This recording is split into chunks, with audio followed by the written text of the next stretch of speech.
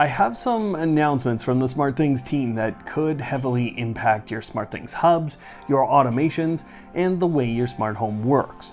Today marks the true beginning of the end of the IDE, smart apps, custom device handlers, and the overall Groovy platform. Essentially, and I'll give more details later in the video, but all of that will cease to exist in its current form as of September 30th, 2022. That will sound scary to many of you, so today I'll explain what you can expect to see over the next month and a half, how the transitions will work, what the SmartThings team has done to prepare your smart home for this, and how this will actually be exciting for 99% of SmartThings users. The 1%? Well...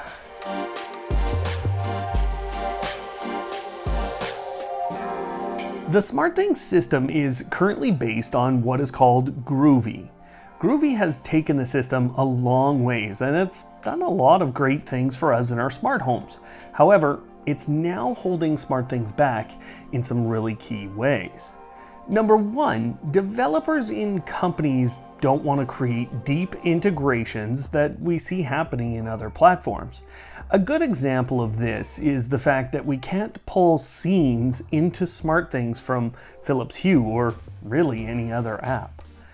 Groovy is a web-based system that keeps us on the cloud, and it means outages on AWS, or for SmartThings specifically, stop our smart homes from working. Now at SDC 19, the developers conference for Samsung, the SmartThings team unveiled their Rules Engine or Rules API. It solves both of those problems as it moves us to local execution, and it's given developers at companies reason to work with the SmartThings team. Since that unveiling, there have been changes with SmartThings about every 6 months that moves us a little bit closer to using the new system. However, with the upcoming release of the Matter standard and a few of the features that are included in that system, Samsung now has to move forward with this, or a lot of exciting things can't happen. At least that's what I picked up from the conversation I had with the SmartThings team, and that wasn't part of the official messaging, but I'll explain what I mean, or more of what I mean by that, as we go here. So for now, let's go deeper into what's changing per element in SmartThings. By September 30th, smart apps on Groovy will stop working and will disappear from the app. That's pretty much everything you see there, with the exception of the smart lighting and smart weather smart apps. Those two will soon show up under routines, but I can't show you exactly how that's going to look today. I will as soon as I can though, okay? Anything else in the smart app list is at risk of disappearing. What you need to start doing now is replacing what they do within your automations if you can. Think of it like this: if a company or a group of developers or a single developer made a smart app on Groovy, they have to be working on a new integration within their software. They can be doing this, but if they're not, the smart app will just go off into the sunset. Right now, it looks like developers haven't decided to work on a new integration for Action Tiles, WebCore, Big Speaker, and I don't see any of Arboy's apps getting updated yet. I reached out to Arboy to see, but we'll have to wait on that one. Now, the SmartThings team has been preparing for this for some time, so they'll be sending out communications through the app and through email to give you some options for converting some of the smart apps you have. The next big change for many of you is that Groovy device handlers, or DTHs, will go away. Some Groovy devices have already been converting over to Edge drivers, and by September 30th, the goal is that almost all, if not all, will have been converted over to Edge. You'll be getting notices in the app to convert over to Edge drivers on September 30th if it's not already done by then. It's already happening in the background to your connected devices and will continue to happen over the month and a half left. SmartThings likely has all of your directly connected devices covered in their Edge drivers list. And the Edge drivers do have a lot of options for those custom features built into a lot of the Groovy DTHs you've installed. So You shouldn't lose much, if anything at all here, and you really don't have to do much. You can jump ahead of this process by unpairing and repairing devices to your hub. The device will convert over to an Edge driver if one's available. I have a whole guide on using Edge and getting local automations if you need any help with this, and that's linked below in the description. The final big change is that the IDE will begin a staged removal on September 30th. We've seen this happening over time already, but that's when things will really start to break down on that part of the platform. One thing that I think needs to be clear is there's a whole life automation tab, and none of that is changing at this point.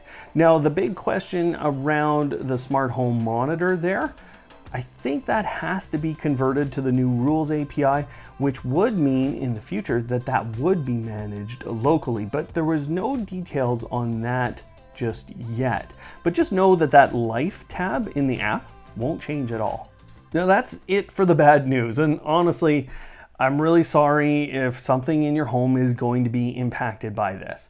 Those situations suck, and I will help you as much as I can, and I know that the SmartThings team has been trying to cover as many people as they can with mitigations. In fact, I was quoted a number that was quite impressive with this process, and that is that the SmartThings team has covered 99.99% of their 100 million strong user base with direct replacements of features in the new app and with the new Rules API from what you'll be losing. Truly, if we can get through this last big change, I think we're in for a really great experience with SmartThings and in our smart home, because the latter half of our conversation turned towards that future. Let me tell you a few of the things that I heard during our conversation. I said that one of the big problems with Groovy was that companies were not willing to create those deep integrations that really gave us the great features we're after. Here are some of the examples I was given for new integrations or improved integrations that are already started or just about ready. Now, just last week, I reported in our Lightning news that a music and lights integration was happening with Spotify, Philips Hue, and SmartThings. I asked about that, and it sounds like this is going to happen, and it's because of the Rules engine. Some car companies are making dashboards for SmartThings as part of their infotainment center.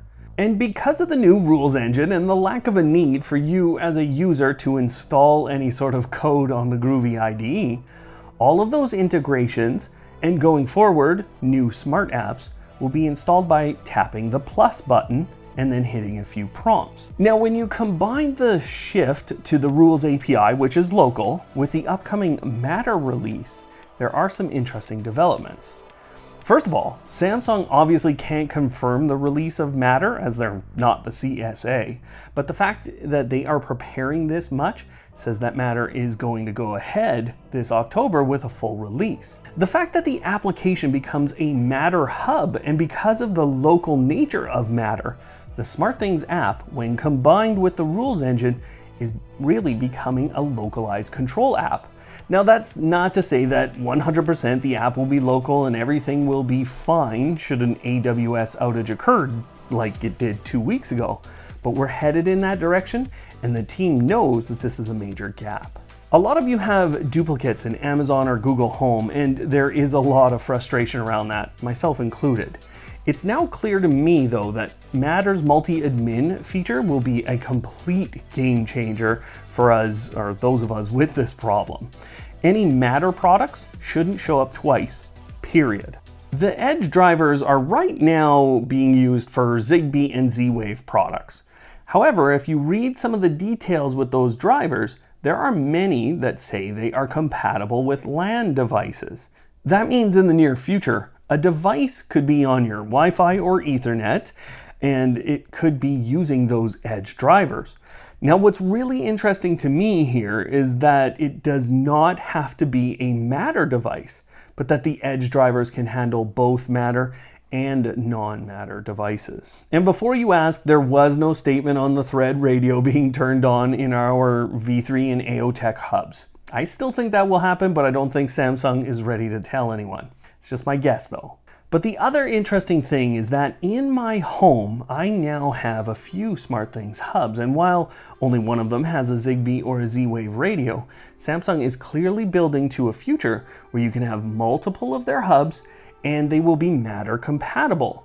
And with multi-admin, it won't matter that you do. And I think that we are even talking about load sharing with automations. And if I'm looking way in the future, that means less restrictions on the number of devices in the app, as well as less restrictions on the number of automations. Now, those are things that I was not told, but as I look at this situation, I'm pretty excited for the future, even with the loss of some of those smart apps that I know some of you love. As always, feel free to ask questions, and I will give you as much information as I can. Plus, the other exciting thing for me is that I can now go forward with producing good tutorial content that will show you how to get the most out of SmartThings. The platform's finally at a stable spot where I can do that, and then you can trust the content. So I'd love suggestions from you on what tutorials you want to see now, and then I'm gonna go and build them. For now though, I know that many of you will need the tutorial for getting your automations local with SmartThings, and this will help you with some of those conversions over to Edge. That tutorial video is up on screen now, so go check that out and get a feel for what you have to do, and then you can tackle it anytime. Otherwise, thanks for watching today, and of course, don't hate, automate.